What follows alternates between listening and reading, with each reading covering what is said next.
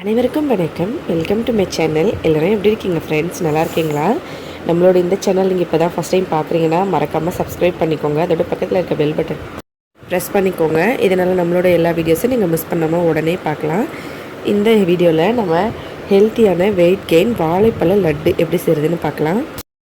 முதல்ல கோதுமை மாவு ப்ரெட்டு ஒரு 7 பீஸ் எடுத்துக்கலாம்.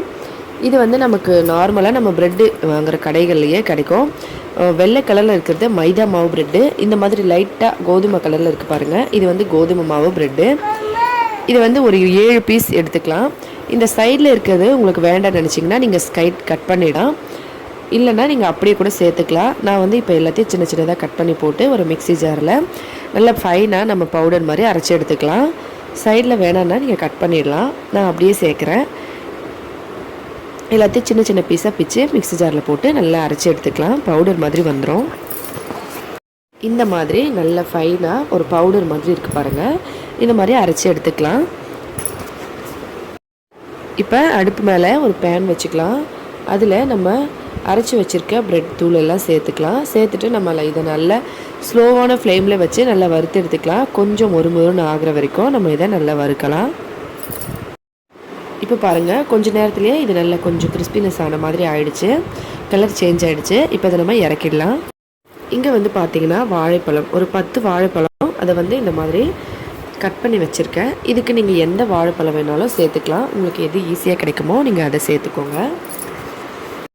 இப்போ அதே பேனில் நம்ம இந்த வாழைப்பழத்தெல்லாம் சேர்த்துட்டு லைட்டாக கொஞ்சம் நேரம் இதை வறுபட விடலாம்.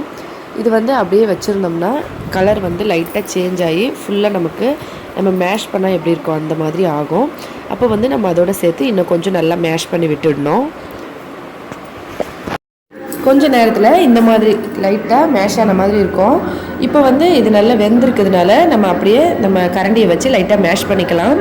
இல்லைன்னா நீங்கள் முதல்ல கூட மேஷ் பண்ணிவிட்டு இந்த மாதிரி நம்ம நல்லா மேஷ் பண்ண பிறகு லைட்டாக கலர் சேஞ்ச் ஆகுது பாருங்கள்.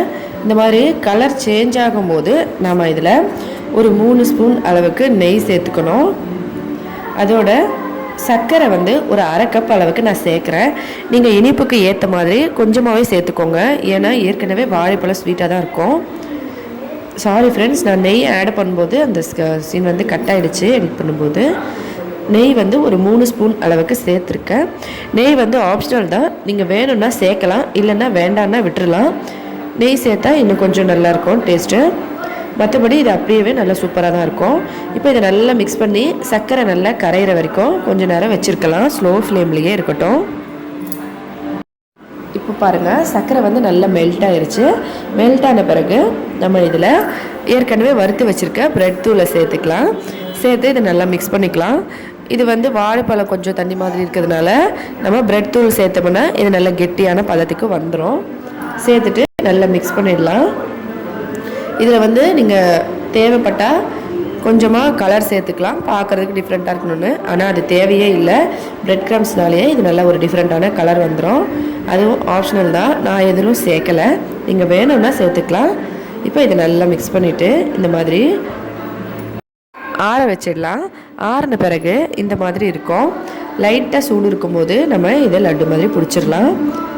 கொஞ்சம் கொஞ்சமாக எடுத்து பிடிச்சிக்கலாம். நம்ம கொஞ்சமாக நெய் சேர்த்துருக்கோம், அதனால தான் நெய் வந்து இதில் தெரியல பாருங்கள். நீங்கள் 1/4 கப் போல் நெய் சேர்த்திங்கன்னா ஃபுல்லாகவே எல்லாமே ஃபுல்லாக நெய் மாதிரி நம்ம நார்மல் லட்டு வாங்கினா எப்படி நெய்யாக இருக்குமோ அந்த மாதிரி இருக்கும். ஆனால் அவ்வளோ சேர்க்க தேவையில்லை, சும்மா லைட்டாக ஒரு 3 ஸ்பூன் சேர்த்தா போதும். இப்போ இந்த மாதிரி லட்டு உருட்டி வச்சுக்கலாம். இதை வந்து நம்ம ஃப்ரிட்ஜுக்குள்ளே வச்சா 4 நாள் வரைக்குமோ, வெளியில் வச்சா 2 நாள் வரைக்குமோ சாப்பிட்டுக்கலாம். ரொம்ப சூப்பராக இருக்கும் இதோட டேஸ்ட்டு. குழந்தைங்களுக்கு இந்த மாதிரி கொடுக்கலாம். வாழைப்பழம் வந்து குழந்தைங்களுக்கு நல்ல வெயிட் கெயினுக்கான ஒரு ஃபுட்டு.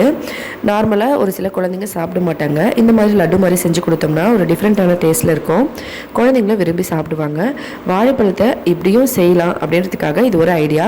கண்டிப்பாக ட்ரை பண்ணி பாருங்கள். உங்களுக்கு பிடிச்சிருந்தா கமெண்ட்டில் சொல்லுங்கள். வீடியோ பிடிச்சிருந்தா லைக் பண்ணுங்கள். உங்களோட ஃப்ரெண்ட்ஸுங்களுக்கெல்லாம் மறக்காமல் ஷேர் பண்ணுங்கள். நம்மளோட இந்த சேனலை சப்ஸ்கிரைப் பண்ணிக்கோங்க. மேலும் இதே போல் இன்னும் பல டிஃப்ரெண்ட்டான வீடியோஸ் எல்லாம் பார்க்குறதுக்காக ஹெல்த்தியாக சாப்பிட்டு சந்தோஷமாக இருங்க. இந்த வீடியோவை பார்த்த அனைத்து நண்பர்களுக்கும் மிக்க நன்றி. வணக்கம்.